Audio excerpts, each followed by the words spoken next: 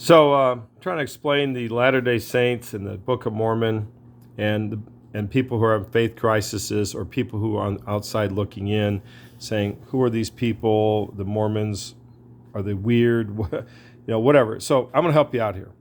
Bitcoin Brown here with an exclusive.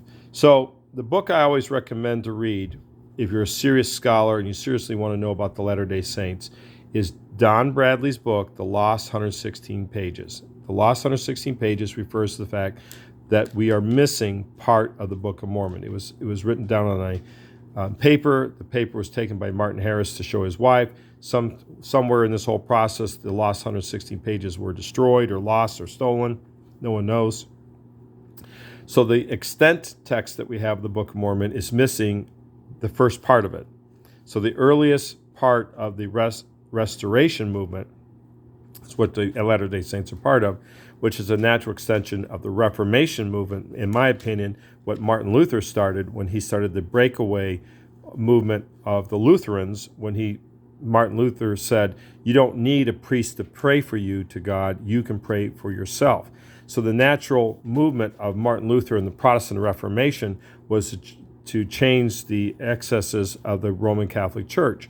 And then there was the Counter-Reformation. But Martin Luther started the revolution, which we still are in the aftershocks, even into the 21st century, what Martin Luther started when he said, I'm going to break away that priests can become married, and that all the things that the Roman Catholics were doing during Martin Luther's time would change. To me, Joseph Smith is a natural extension of what Martin Luther started. Martin Luther was a reformationist, and Joseph Smith is a restorationist, restorer. So Martin Luther started the Reformation, Joseph Smith started the Restoration. And I think the Restoration is a natural extension of Martin Luther's Reformation. In the last 116 pages, you start seeing that, what Don Bradley talks about. I can sum it up in a nutshell what Joseph Smith did. Joseph Smith said that you can be provided the keys to the kingdom of heaven, and that you can access heaven, yourself. You don't need someone else to bestow upon you the power of heaven. You do not have to ask permission. You can have these keys. So we don't have to have just St. Peter with the keys to the kingdom of heaven. Anyone can be given the keys to the kingdom of heaven. You can ask for the keys to the kingdom of heaven, and they will be given to you. Remember, Jesus says, I am the door, knock and it shall be open. So that is the essence of what Joseph Smith did in the restoration, the restoring movement that I believe started with Martin Luther and the Reformationists and the Protestant Reformation.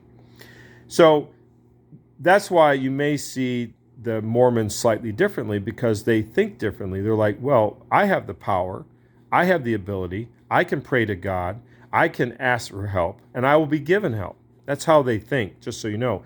And in the 116 pages, you start seeing these strange parallels in this phenomena that Joseph Smith was bringing forth. And so people like Don Bradley, he's doing a textual analysis of trying to figure out what is in the lost 116 pages. And he also uses Robin Collingwood's work on the idea of history. So this is a very scholarly work you need to read, but it's accessible to anyone. Don Bradley, Lost 116 Pages. If you read that book, you're going to come away with a totally different idea of what Mormonism, Latter-day Saints, Latter-day Saint Christendom is. And I think you won't see them as some kind of outsider or fringe group that a lot of people think they may be. You'll see them in a very different light. That's why I always promote that book constantly, for you to understand. And here's an example from Don Bradley's book. And this is just one of many, many parallels. And I saw this, in fact, at Nauvoo, Illinois, when I explored Nauvoo, Illinois. Nauvoo is a small town where the Mormons were there before they were driven out. And you can see this in Doctrines and Covenants, because the Lord, through Joseph Smith, who was interpreting what the Lord was telling him, Lord is the stand-in word for God's holy name. And they were told that the saints were told in Nauvoo, if they did not complete this temple on time, that calamity would befall them all. And so the saints did not complete the temple in time. Joseph Smith and his brother were assassinated at Carthage jail in Carthage, Illinois. The saints were going to be driven out of Nauvoo, and ultimately the temple in Nauvoo was destroyed. And so the Doctrine and Covenants, actually, the prophecy came true, and the saints were driven across the Great Plains to Salt Lake. So that's just one example. Another example is the parallels found in the Book of Mormon with the Bible. Here's an example. So in the Bible, we know about the Ark of the Covenant. You've seen Indiana Jones, movies. So in the Ark of the Covenant, it's a golden box with a cherubim, these angels with their wings outstretched over, and the wing tips meet in the center over the top of the ark, which is a box. And the Shekinah glory, that is the glory of the Lord, the Shekinah glory would appear between the outstretched arms of the cherubim. And inside that box there was nothing golden inside the box. The gold was on the outside. What was inside the box was a pot of manna. This was what God fed the Israelites, the Hebrews, when they were lost in the wilderness to keep them alive. There was a pot of manna. There was Aaron's rod that flowered. This was the choosing of who would be the priestly line, the rod of Aaron. And then there was the book of the law and and depending on your interpretation, the broken tablets of the Ten Commandments were in there as well. The book of the law is the Torah, was inside the Ark of the Covenant. Now, after Nebuchadnezzar invades and destroys the temple of King Solomon, we don't know what happened to the Ark of the Covenant. There's many, many theories of what happened to the Ark of the Covenant after the Babylonians invaded Jerusalem and sacked Jerusalem, carried the Jews into 70 years of captivity, and destroyed the Temple of Solomon. Now, in the Book of Mormon, we have an inverse parallel to what happened in the story of the Hebrews and the destruction by the Babylonian army. In the Book of Mormon, the last of the Nephites, who are Hebrews who escaped Jerusalem prior to the destruction by Nebuchadnezzar and the killing of Zedekiah, the last king of Israel, the Nephites under Nephi and Lehi escape, and they come to the New World or a New World. And so they are fleeing the same destruction where the Ark of the Covenant vanishes. Moroni, the last of the Nephites, he is facing extinction, and he, like the Ark of the Covenant, he's going to hide the golden plates. This is very controversial if these golden plates existed or not. But the story is he hid the plates of Mormon, which was the story of the Nephites and they're fleeing from Jerusalem and the destruction of the temple of King Solomon. And so they're golden plates. We don't know what the material was. The hypothesis is they were 18 karat gold, 75% gold, 25% copper.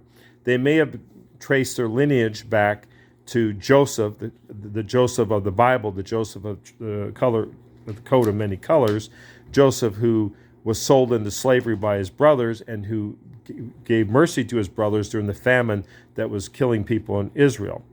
You can read about Joseph in Genesis. So there is some belief, and Don Bradley talks about this in the last 116 pages, that those plates are actually from Joseph, handed down through Laban, who would be slain by Nephi in the Book of Mormon. And these plates were gathered up and brought to the New World, or a New World, and that in the end, Moroni, the last of the Nephites, will bury it. Now, the inverse parallel is we have a golden plates inside a plain stone box. So this plain stone box is what Joseph Smith finds. He opens up the plain stone box. It's the reverse of the Ark of the Covenant, and finds the gold plates. The Ark of the Covenant's gold on the outside, and you have these articles inside. In the Book of Mormon, you have the gold plates inside and a plain stone box outside. It's an inversion, a parallel to the Ark of the Covenant. And in this story, we don't know what happened to the Ark of the Covenant, but in the Book of Mormon, an angel brings it to Joseph Smith. We assume, perhaps, maybe wrongly, that angels took the Ark of the Covenant away. No one knows. Maybe Jeremiah and his followers went down a secret tunnel and hid the Ark of the Covenant. We don't know. But just like the Ark of the Covenant, in the end, the Book of Mormon also vanishes again. So there's all these parallels between what happens to the Nephites and what happens in the Book of Mormon in the text and the Bible. The question is, was Joseph Smith conscious of all this when he was translating it or revelating it to his scribes? That's why people like Don Bradley, who eventually lost their faith and returned to faith, because as they started studying the text, they started seeing these beyond unbelievable parallels and coincidences between the two books. So we know the Book of Mormon is somehow a complementary work to the Bible. And that's where he started, when he went from his journey from losing his faith to regaining his faith. That was when he tried to discover what was in the lost 116 pages. That's why I recommend you read that book, because once you read that book, you'll never look at the Book of Mormon, whether you're a believer or a scoffer or an interested academic, you'll never look at the Book of Mormon again the same after you read Don Bradley's book, The Lost 116 Pages.